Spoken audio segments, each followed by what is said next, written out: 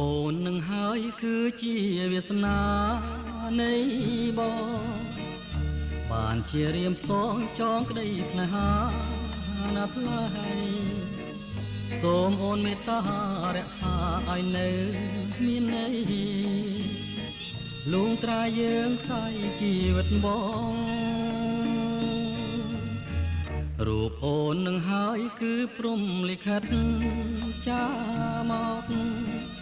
រៀមខំស្វែងរកទៅមកជួបខាងពូផងស្នេហាលាដៃចាប់យើងទាំងពីរតួអង្គឲ្យត្រឹមត្រូវត្រង់ចំណុចគូព្រេងអង្គឲ្យវាសនាខ្ញុំមកធ្វើមិនឡើយឲ្យនាងជឿសំលេងហាស្រីមានរូបស្រស់ក្មេងគឺជាគូព្រេងពិតឥតសង្ស័យរូបអូននឹងហើយឆ្លើយត្រូវត្រង់ក្បួនហោរាទីថាអូនពិតណែបនឹកនឹងបងលោកស្រីទទួលបងទៅមិនខំទេពើមានថ្លៃ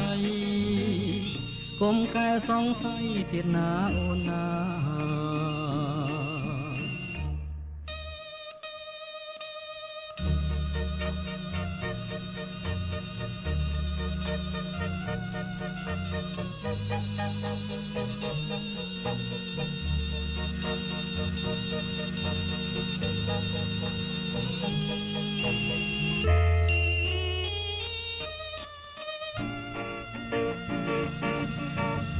រូបអូននឹងហើយឆ្លើយត្រូវត្រង់ក្បួនហោរាទីថាអូនពិតណែបនឹកនឹងបងស្រីទទួលបងទៅមិនខំទេពើមានថ្លៃ